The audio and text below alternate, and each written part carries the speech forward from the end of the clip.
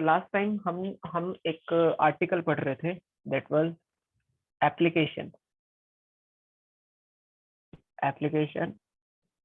Of equilibrium constant कि equilibrium constant की क्या क्या एप्लीकेशन हमारे पास है।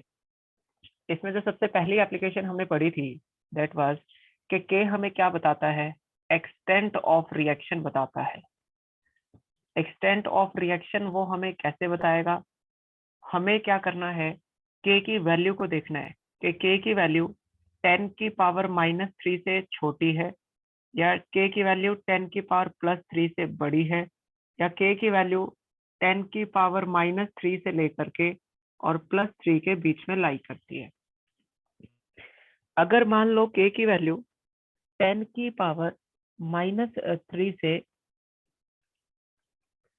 10 की पावर -3 से छोटी है, तो इसका मतलब है कि रिएक्टेंट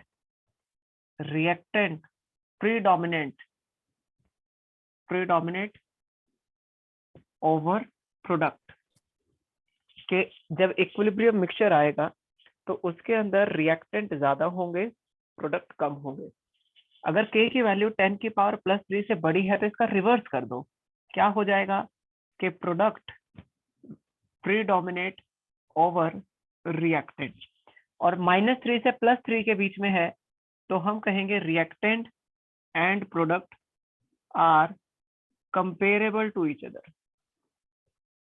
मतलब ना तो कोई बहुत ज्यादा है और ना ही कोई बहुत कम है, कंपेरेबल सी सिचुएशन है। इसके बाद दूसरी क्या थी, दूसरी एप्लीकेशन थी कि ये हमें क्या बता सकता है, ये हमें बता सकता है direction of reaction. Direction of reaction कैसे बताएगा, ऐसे न्यूमेरिकल्स के अंदर या डायरेक्शन वाले क्वेश्चंस के अंदर वो आपको क्या करके रखेगा, के विल बी गिवन, ठीक है, और साथ में वो हमें दे के रखेगा concentration of reactant, concentration of reactant and product वो दे के रखेगा। अगर concentration of reactant and product भी है तो ये जो कंसंट्रेशन होगी ये ना तो इनिशियल कंसंट्रेशन होगी और ना ही ये कंसंट्रेशन होगी एट इक्विलिब्रियम। ये कहेगा कि concentration of reactant and product at any time T, at any time T, कि किसी टाइम टी पर ये अमाउंट है, ये कंसंट्रेशन है।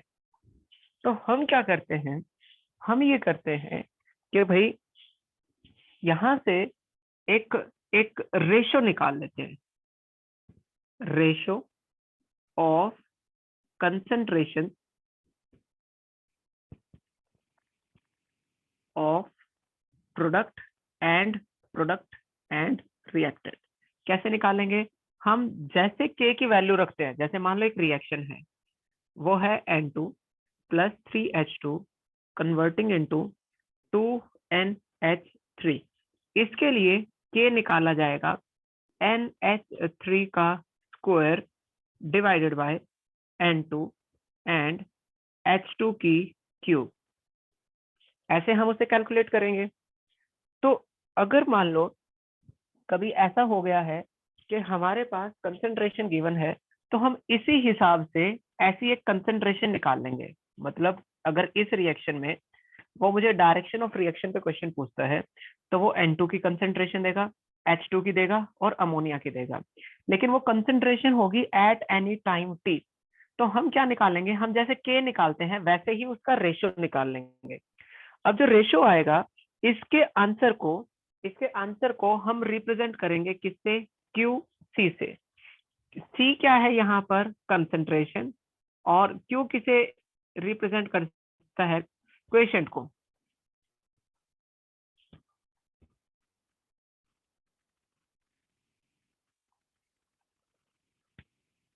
कंसंट्रेशन और क्यू किसे रिप्रेजेंट करता है, क्वेशंट को, ठीक है। तो इसलिए इसको हम बोलते हैं कंसंट्रेशन क्वेशंट।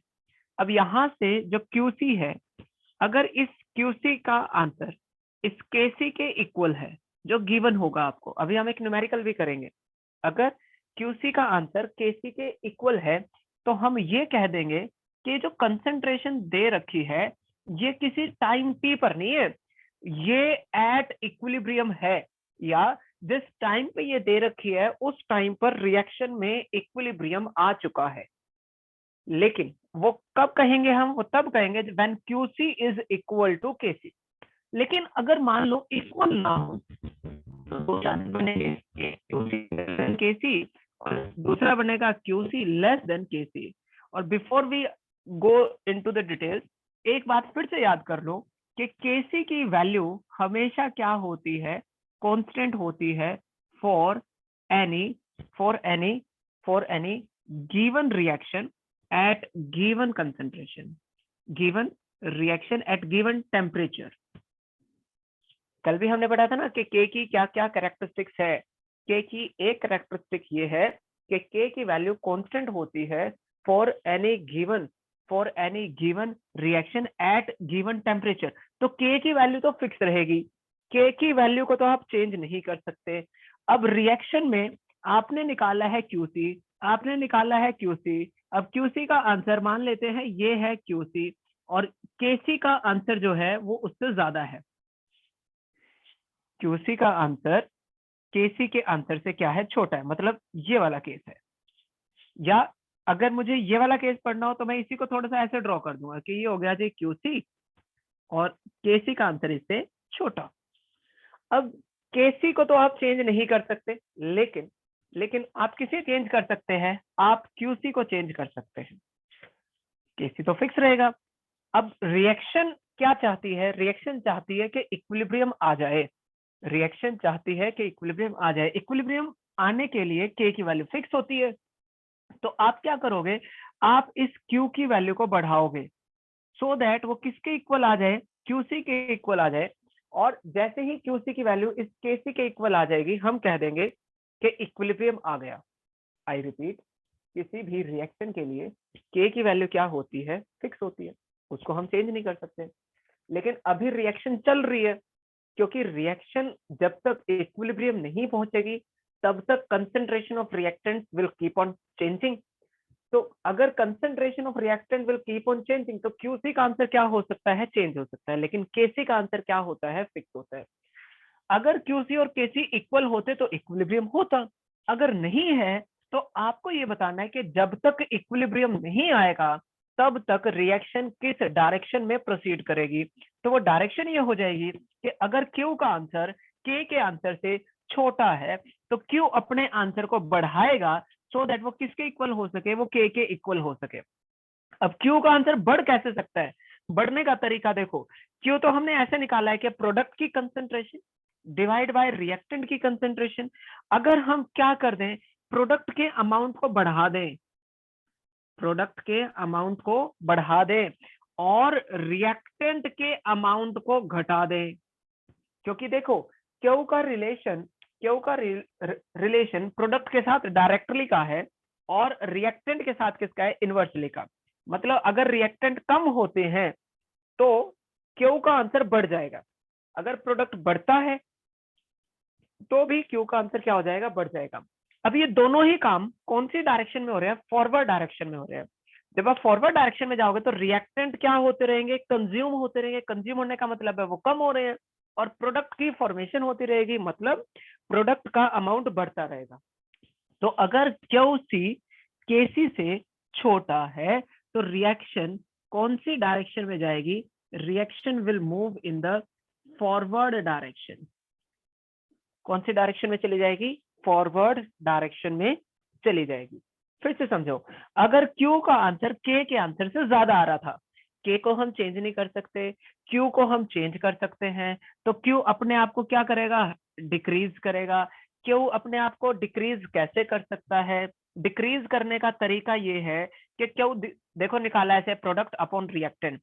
अगर हम यहाँ पर क्या कर दें, अगर हम यहाँ पर रिएक्टेंट को बढ़ा दें तो रिएक्टेंट और क्यू में रिलेशन किसका है, इनवर्स का है। अगर रिएक्टेंट को आपने बढ़ा दिया तो क्यू का आंसर क्या हो जाएगा, कम हो जाएगा। मतलब यहाँ पर रिएक्शन में क्या करना पड़ेगा, रिएक्टेंट को इंक्रीज करना पड़ेगा और प्रोडक्ट को क्या करना पड़ेगा, डिक्रीज करना पड़ेगा। और ये दोनों ही काम कहाँ होंगे? बैकवर्ड डायरेक्शन में, क्योंकि जब आप बैकवर्ड डायरेक्शन में आओगे तो रिएक्टेंट की फॉर्मेशन हो रही होगी और प्रोडक्ट की कंजप्शन हो रही होगी, यानी कि रिएक्टेंट का अमाउंट बढ़ेगा और प्रोडक्ट का अमाउंट कम होगा। इसलिए रिएक्शन कौन सी डायरेक्शन में चली जाएगी? रिएक्शन चली जाएगी बैकवर्ड डायरेक्शन में। ठीक है, रिएक्शन कौन सी डायरेक्शन में चली गई? बैकवर्ड डायरेक्शन में चली गई। तो ये सबसे बड़ी एप्लीकेशन है हमारे पास किसकी? इक्विलिब्रियम कांस्टेंट की, कि हम क्या प्रेडिक्ट कर सकते हैं कि रिएक्शन कौन सी डायरेक्शन में जाएगी। और रिएक्शन की डायरेक्शन का हम पता कैसे करेंगे? हम जो कंसंट्रेशन दे रखी होगी उसको ठीक वैसे सॉल्व करेंगे जैसे के लिए सॉल्व करते हैं, लेकिन अब जो आंसर आएगा उसे हम क्या लिख देंगे? क्यूसी। क्यूसी का मतलब होता है कंसंट्रेशन कोएफिशिएंट, और कंसंट्रेशन जो है कोएफिशिएंट के आंसर को कंपेयर करेंगे गिवन वैल्यू ऑफ के। अगर ये दोनों इक्वल है तो मतलब इक्विलिब्रियम है। अगर इक्वल नहीं है, या तो क्यू का आंसर बड़ा होगा या क्यू का आंसर कम होगा। अगर क्यू का आंसर ज्यादा है तो रिएक्शन की डायरेक्शन क्या होगी? बैकवर्ड। क्यू का आंसर कम है तो रिएक्शन की डायरेक्शन क्या हो जाएगी? फॉरवर्ड। ठीक है, आई होप इसमें कोई दिक्कत नहीं आनी चाहिए। हम एक एग्जांपल देखते हैं। We have a problem number 7.7 in NCERT. ठीक है, कौन सी प्रॉब्लम देख रहे हैं हम? We are dealing with problem number 7.7। In text का सोल्ड एग्जांपल है, फटाफट से निकाल लो। इन टेक्स्ट का सोल्ड एग्जांपल है प्रॉब्लम नंबर 7.7। प्रॉब्लम नंबर 7.7 क्या कहती है? The value of KC for the reaction, और रिएक्शन क्या दे रखी है? रिएक्शन दे रखी है 2A converting into B plus C। ठीक है, ये रिएक्शन दे रखी है और इस रिएक्शन के लिए K की वैल्यू दे रखी है, KC की वैल्यू दे रखी है, और वो KC की वैल्यू कितनी है? दैट इज 2 × 10 की पावर -3। 2 × 10 की पावर -3 है। अब इससे आगे चले हम, तो इससे आगे हमारे पास वो कहता है कि at a given time the concentration the composition of reaction mixture is a की कंसंट्रेशन बी के इक्वल है, बी की कंसंट्रेशन सी के इक्वल है, और वो कंसंट्रेशन है कितनी? वो कंसंट्रेशन है 3 × 10 की पावर -4। 3 × 10 की पावर -4 कैपिटल एम। अब यहाँ से हम आगे चलें तो उसने पूछा है in which direction the reaction will proceed. Direction क्या है जिसमें रिएक्शन प्रोसीड करेगी? तो इस डायरेक्शन के लिए पहले हमें समझना पड़ेगा कि इक्विलिब्रियम आया है या नहीं आया है। तो देखो, इसके लिए हम निकालेंगे क्यूसी। क्यूसी कैसे निकलेगा? ठीक वैसे जैसे केसी निकला होगा। और केसी कैसे निकला होगा? कि प्रोडक्ट की कंसंट्रेशन, यानी कि बी की कंसंट्रेशन, सी की कंसंट्रेशन डिवाइडेड बाय रिएक्टेंट की कंसंट्रेशन का स्क्वायर। मैं स्क्वायर क्यों कर रहा हूं? क्योंकि यहाँ पर कॉफिशिएंट क्या है? यहाँ पर कॉफिशिएंट है 2। अगर यहाँ कॉफिशिएंट 3 होता तो मैं क्यूब कर देता, कॉफिशिएंट 1 होता तो मैं पावर 1 छोड़ देता। अब बी, सी और ए की कंसंट्रेशन पुट करो, वो कितना आएगा? 3 × 10 की पावर -4 मल्टीप्लाई 3 × 10 की पावर -4 डिवाइड बाय 3 × 10 की पावर -4 इंटू 3 × 10 की पावर -4। ये सारी वैल्यूज तो कैंसिल हो गई, तो Q का आंसर क्या आ गया? QC का आंसर आ गया 1। जबकि K का आंसर क्या दे रखा है बच्चों? K का आंसर दे रखा है 2 × 10 की पावर -3। अब Q और K ये दोनों ही अलग अलग आए हैं। अगर ये इक्वल आ जाते तो मैं कह देता कि इक्विलिब्रियम है, और क्योंकि अब ये इक्वल नहीं आ रहे हैं तो इसका मतलब है यहाँ पर इक्विलिब्रियम नहीं आया है अभी। तो रिएक्शन में देखो, Q और K में से किसकी वैल्यू बड़ी है? Q की वैल्यू बड़ी है, क्योंकि यहाँ पर तो क्या है? 10 की पावर -3 है। 10 की पावर -3 का मतलब क्या है? मैं इसे ऐसे भी लिख सकता हूँ 0.002। तो 1 बड़ा है कि 0.002? आंसर इज 1 बड़ा है। अगर 1 ज्यादा बड़ा है तो मैं कहूंगा कि QC is greater than KC। और जब भी Q का आंसर K के आंसर से बड़ा आता है तो रिएक्शन की डायरेक्शन क्या चली जाती है? बैकवर्ड डायरेक्शन चली जाती है।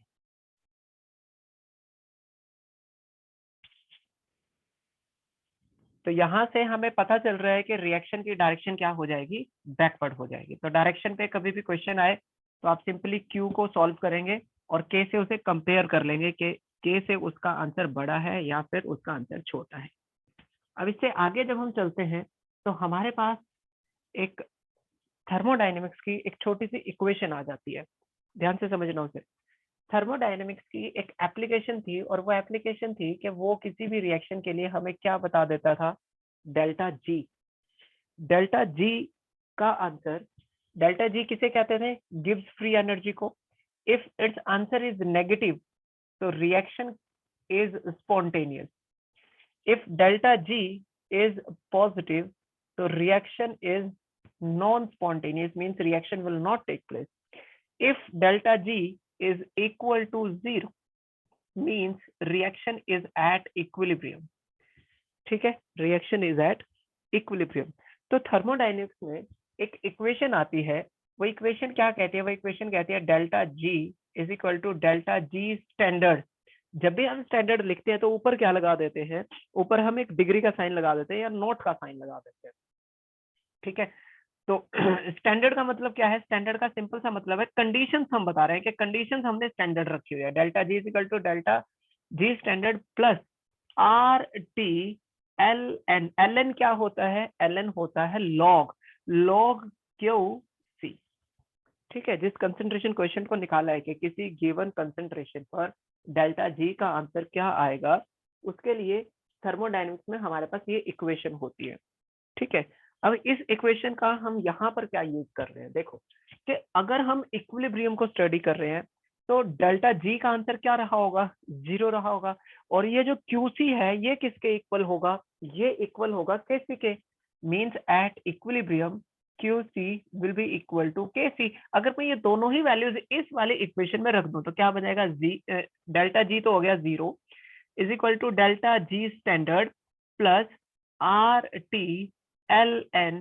क्यूसी की जगह क्या आ जाएगा, के सी आ जाएगा। क्यूसी की जगह क्या आ जाएगा, के सी आ जाएगा। तो मैं यहाँ से ऐसे भी लिख सकता हूँ कि हमारे पास आ जाएगा are T L N K C is equal to minus delta G standard, या L N K C is equal to minus delta G standard upon R T. ठीक है, अब हम इस सारे प्रोसेस में हमारा जो मेन मोटिव है वो है इस के की वैल्यू को देखना, इस के की वैल्यू को देखना। अब के के साथ क्या जुड़ा हुआ है, एल एन जुड़ा हुआ है, एल एन को हटाना है। तो जब हम एल एन को रिमूव करते हैं मैथ में, तो for removing L N means log, we take anti log. ठीक है, और जब एंटी लॉग लेते हैं तो उसको एक आसान तरीका ये होता है कि जहां पर एल एन लगा है उसे तो आप हटा दो। यहाँ से अगर एल एन हट गया तो ये तो क्या बन जाएगा, ये बन जाएगा के सी विल बी इक्वल टू, ये जो दूसरी टर्म है वो सारी की सारी टर्म चली जाती है ई की पावर में। ई क्या है, मैथ्स का एक फंक्शन होता है जिसे हम बोलते हैं एक्सपोनेंशियल फंक्शन। एक्सपोनेंशियल फंक्शन ही क्या होता है, एक्चुअल में एंटी लॉग होता है। एक्सपोनेंशियल वैल्यू ही क्या होती है, उसकी एंटी लॉग होती है। तो मैंने यहाँ से एल एन हटा दिया और के सी का आंसर निकाल लिया। अब ये के सी आ तो गया है, लेकिन मैं इससे समझा क्या हूं अभी तक, वो देखो। यहाँ से हम समझते ये हैं कि अगर रिएक्शन क्या है, अगर रिएक्शन स्पॉन्टेनियस है, इफ रिएक्शन इज स्पॉन्टेनियस, तो वहां पर क्या होगा, डेल्टा जी स्टैंडर्ड क्या हो जाएगी, उसकी वैल्यू नेगेटिव हो जाएगी। अगर डेल्टा जी स्टैंडर्ड की वैल्यू नेगेटिव हो जाएगी तो देखो हम इस केसी में पुट करेंगे, केसी विल बी इक्वल टू ई की पावर, एक माइनस तो था क्योंकि रिएक्शन स्पॉन्टेनियस है, तो डेल्टा जी का आंसर भी क्या आएगा, माइनस में आएगा। तो वहां पर भी मैंने क्या रख दिया, माइनस रख दिया। ये माइनस और ये माइनस मिलके क्या हो जाएंगे, प्लस। मीन्स के सी इज इक्वल टू ई की power delta G upon R T, standard delta G upon R T. अब क्योंकि ये जो सारी वैल्यू है, ये कैसा नंबर है, ये पॉजिटिव नंबर है। ये कैसा नंबर है? एक पॉजिटिव नंबर है। मैथ्स में हम एक बात पढ़ते हैं कि अगर e की पावर 0 है तो वो, या मैथ्स में किसी भी फंक्शन की पावर अगर 0 है, it will be equal to 1। अगर अगर पावर 0 ना होकर कुछ और पावर है, मान लेते हैं कि पावर 1 है या पावर 2 है, तो इसका आंसर 1 से हमेशा क्या आता है? ज्यादा आता है। अब क्योंकि यहाँ पर 0 तो है नहीं, कुछ ना कुछ वैल्यू तो है, 0 से बड़ी वैल्यू है। अगर 0 से बड़ी वैल्यू है तो इसका मतलब है जब मैं इस पूरे एक्सप्रेशन को सॉल्व करूंगा तो केसी का आंसर क्या आ जाएगा? ग्रेटर देन 1 आ जाएगा।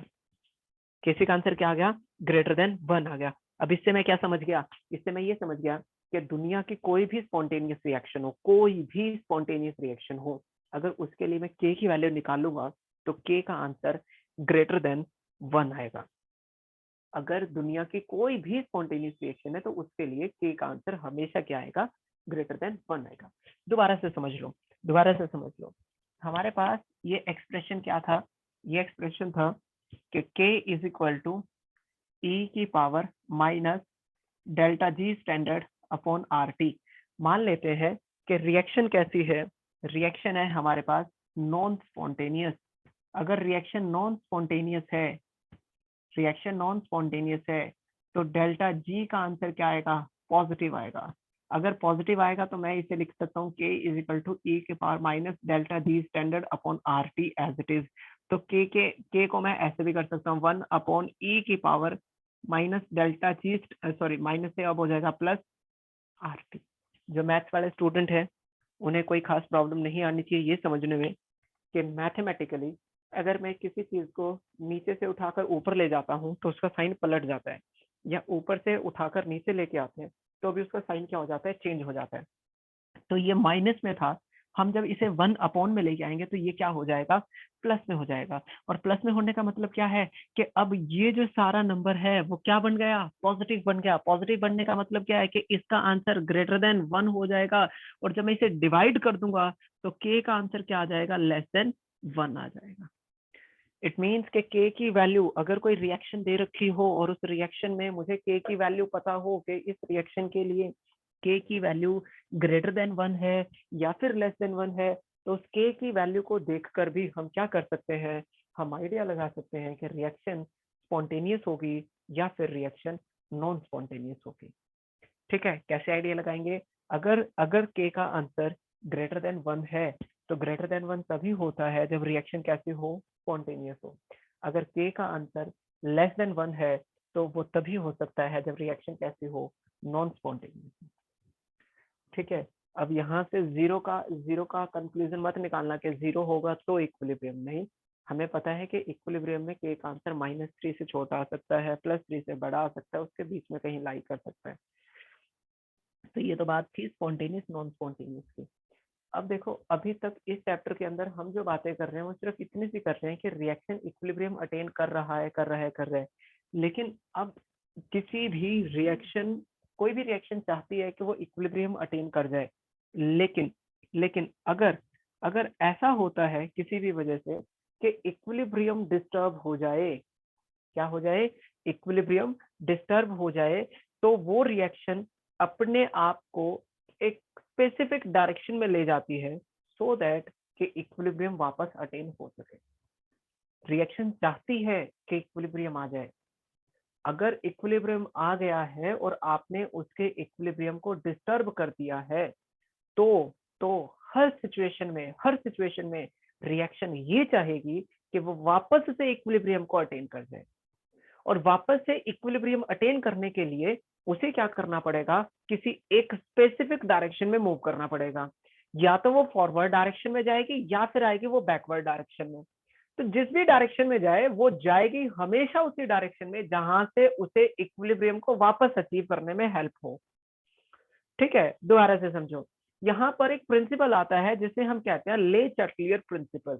ले चैटलियर प्रिंसिपल कहता है कि any factor which disturb the equilibrium, the reaction proceeds in a direction where it can re-attain the equilibrium। एक ऐसे डायरेक्शन में चली जाएगी जहां पर रिएक्शन वापस इक्विलिब्रियम को अटेन कर सके।